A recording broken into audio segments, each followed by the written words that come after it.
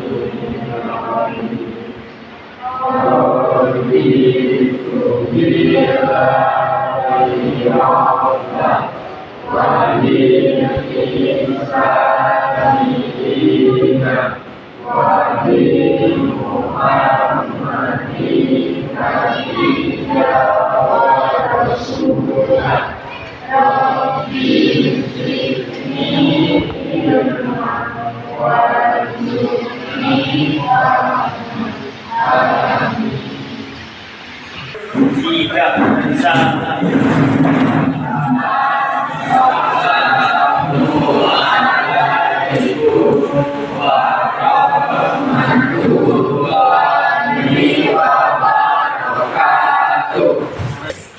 Baik, sebelum kita lanjutkan pembelajaran, absen terlebih dahulu. Adelia sakit.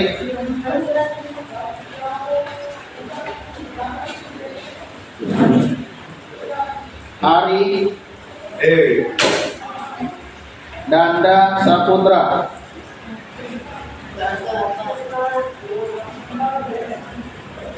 Galang Gebi Anwar. Hasbi Asidiki. Eka Juarsa. M. Fajar Arsyadi. M. Rafi Abdullah. Nurul Komaria. Tirsa Hansyah. Oke, baik. Selanjutnya sesuai dengan kegiatan kita, proses belajar kurikulum kita yaitu kurikulum Merdeka. Sebelum memulai proses pembelajaran, mari kita akan menyanyikan lagu Indonesia Raya yang akan dipimpin oleh. Oke, silakan maju ke depan.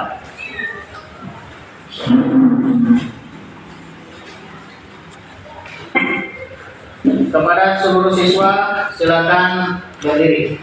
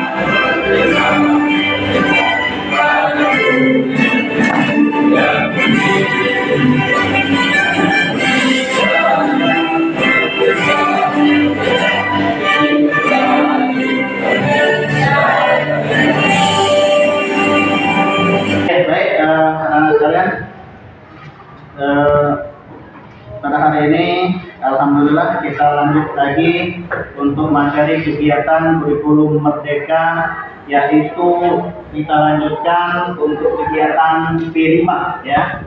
P5 singkatan dari P pertama apa? Pancasila. Proyek. P kedua penguatan profil pelajar Pancasila. Artinya singkatan dari P5 adalah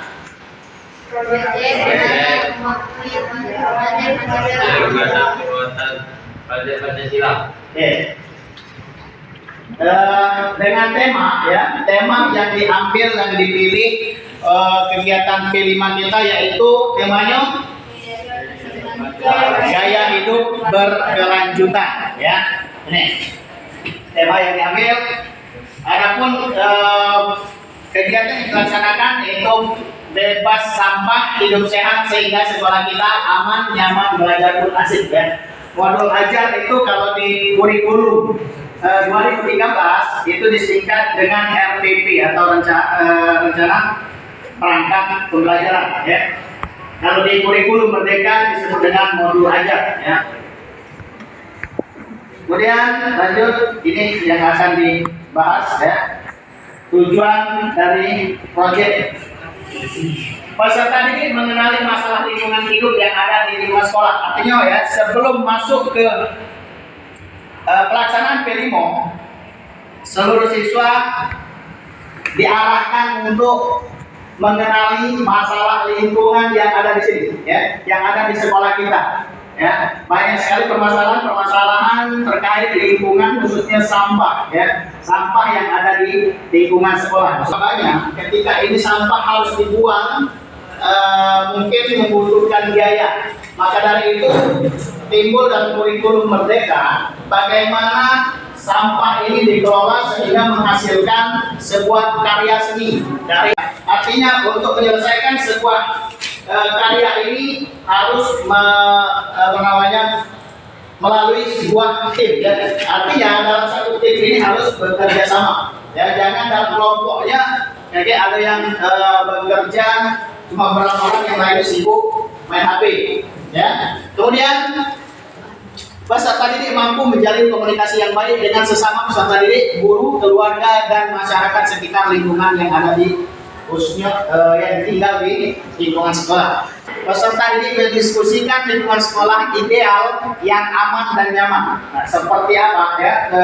Per kelompok itu berdiskusi, membahas masalah lingkungan sekolah yang ideal, yang aman, yang nyaman, sehingga pelaksanaan proses pembelajar menjadi lebih asik ketika lingkungan baik terutama di dalam kelas. Jadi dalam kelas ini yang tentunya harus bersih ya. Nah, tergantung untuk pengelolaan sampah, karena sampahnya sangat banyak, tentu harus dikelola dengan baik sehingga sampah ini tidak terbuang sia-sia dan juga akan menghasilkan sebuah karya seni. Kemudian yang kedua, apakah sekolah kamu sudah ideal? Itu pertanyaannya. Peserta didik mengidentifikasi masalah yang menyebabkan lingkungan sekolah kurang aman ataupun kurang nyaman. Ya, karena kebanyakan anak-anak sekalian, peserta didik sekalian, ini banyak yang kurang peduli dengan sampah. Ya, masih banyak sampah-sampah yang berserakan, bahkan ada di antara peserta didik yang masih membuang sampah sembarangan, sehingga terjadilah suatu ketidaknyamanan ya. Kalau sampah berada di mana-mana, maka kondisi yang ada di lingkungan sekolah membuat sekolah ataupun proses belajar mengajar menjadi tidak nyaman. Yang keempat, apa nih? Apa? Urgent isu. Artinya apa? Artinya apa? Urgent apa? Urgent apa? Bahasa Inggrisnya artinya yes. Serta. Yang urgent itu yang sangat penting, mendesak. Isu apa? Isu yang sekarang, artinya isu-isu yang panas, bisa disimpulkan ya, isu-isu yang panas yang ada khususnya kegiatan proses belajar mengajar. Peserta didik mendiskusikan masalah yang paling urgent, yang paling penting ataupun yang masalah yang sekarang lagi hangat-hangatnya atau mendesak dan paling mungkin ditindaklanjuti, ya, paling mendesak yang harus segera ditindaklanjuti. Misal sampahnya terlalu banyak, ya, kalau tidak segera ditindaklanjuti maka mengakibatkan proses belajar terganggu. Misal ketika sampahnya banyak maka akan menumpuk dan akan menjadi bau busuk, sehingga proses baunya itu akan masuk ke ruangan belajar dan proses belajar mengajar akan terganggu. Yang kelima, ini yang dapat dilakukan peserta didik mendiskusikan solusi atas permasalahan terpilih dan menuliskan daftar solusi atas permasalahan tersebut, ya. Kemudian yang keenam, solusi terbaik. Peserta didik memilih solusi yang paling tepat sasaran dari daftar solusi yang telah dibuat. Yang ketujuh, bagaimana kita mewujudkan. Peserta didik mendiskusikan solusi yang telah mereka pilih dan merancang tahapan pelaksanaan solusi.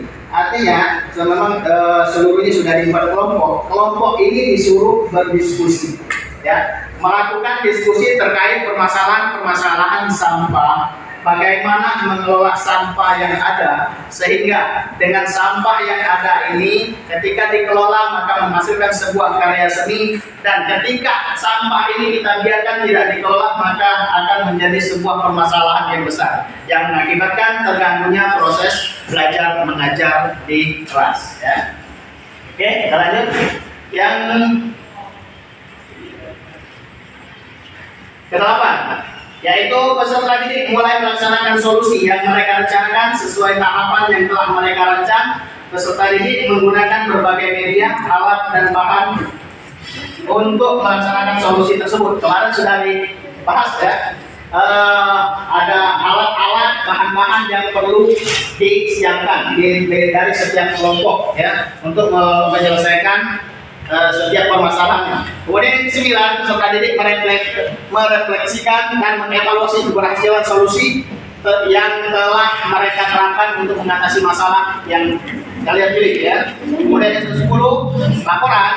Peserta didik merefleksikan dan mengevaluasi keberhasilan solusi yang telah diterapkan untuk mengatasi masalah yang telah dipilih setiap kelompok. Ya, kebetulan setiap kelompok nanti permasalahannya sama. Mungkin pada saat pembuatan yang harus dibuat ini tentu yang berbeda-beda, ya. Untuk mengelola sampah menjadi sebuah karya seni, khususnya ini disuruh membuat pakaian, ya. Mungkin pakaian yang dibuat per kelompok pasti berbeda-beda. Dimanapun sampah itu berada, ketika di sungai maka dampak negatifnya sampah itu akan membuat jadi banjir. Ya, ketika ada sampah berada di lingkungan sekolah, dampak negatifnya akan mengganggu proses pembelajaran. Mengganggu seperti apa? Tentu ketika sampah ini menumpuk, tidak dibuang dan tidak dikelola, maka akan menimbulkan bau busuk. Ya, ini contohnya hidup berkelanjutan. Satu, mengurangi penggunaan kendaraan pribadi. Kendaraan pribadi maksudnya di sini.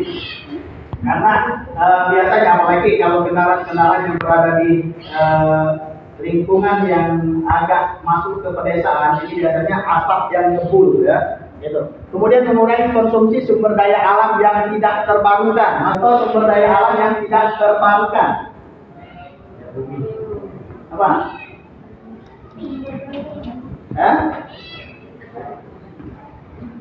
Yang tidak terbarukan, tidak bisa diperbarui lagi. Minyak bumi ketika habis maka tidak bisa diperbarui lagi, ya. Kemudian mengurangi konsumsi produk plastik sekali pakai, ya, karena plastik kantong aso yang kalian makan dan kalian bawa untuk makanan itu kadang untuk mengurainya itu terlalu lama, sehingga ketika tidak terurai sampah ini menumpuk, ya. Kemudian konsumsi makanan organik dan lokal, ya, makanan organik dan lokal, ya. Kalau makanan luar negeri, makanan barat itu banyak sekali, ya. Kemudian memilih barang yang tahan lama dan dapat didaur ulang, ya. Bahan yang tahan lama dan dapat didaur ulang banyak, ya. Contoh dari sampah plastik ini, sampah plastik ini bisa didaur ulang. Namun ketika daur ulangnya ini harus berhati-hati. Contoh kantong plastik yang kita pakai untuk kantong gorengan, ini biasanya jarang digunakan, jangan sekali-sekali menggunakan kantong yang warna hitam ataupun kantong yang berwarna, karena itu adalah alat ataupun kantong yang sudah didaur ulang kembali. Kantong sudah diambil, kemudian dibersihkan dan masuk pabrik, kemudian dibuat kembali. Ya. Kemudian memilih ataupun memilah sampah. Sampah yang mana yang bisa didaur ulang, sampah yang mana yang bisa digunakan untuk terkait dengan tema kita, yaitu gaya hidup berkelanjutan. Kemudian diet plastik. Plastik ini seharusnya ketika berbelanja ini membawa alat sendiri, jadi untuk mengurangi sampah plastik. Ya. Nah, yang kalau minum es, kok cangkir ya. Jadi tingkat plastik, sampah plastik khususnya akan berkurang ketika itu terjadi. Kemudian mengelola sampah, ya, menggunakan transportasi ramah lingkungan, menanam pohon. Contoh banyak ya, pohon yang alhamdulillah kalau sudah masuk hujan, pohon yang ditanam bisa hidup ya. Tapi kalau kemarau itu akan berakibat fatal terhadap lingkungan hidup manusia. Ya. Contoh di lingkungan kita di sini sudah banyak dibangun perumahan-perumahan, sehingga untuk kenyamanan itu tentu akan terasa. Ya, ketika musim panas, maka panas itu akan lebih terasa ketika dibandingkan dengan lingkungan yang masih memiliki hutan yang luas. Oke, baik, demikian pembelajaran kita pada pagi hari ini terkait proyek ataupun modul ajar P5 ya. Jika nanti kalau ada permasalahan-permasalahan maka akan didiskusikan pada setiap kelompok masing-masing. Demikian yang dapat saya sampaikan, lebih dan kurang mohon maaf kepada Allah. Mari kita sama-sama mohon ampun. Bapak akhiri nasrullah wa fathul qarib. Wassalamualaikum warahmatullahi wabarakatuh. Waalaikumsalam warahmatullahi wabarakatuh.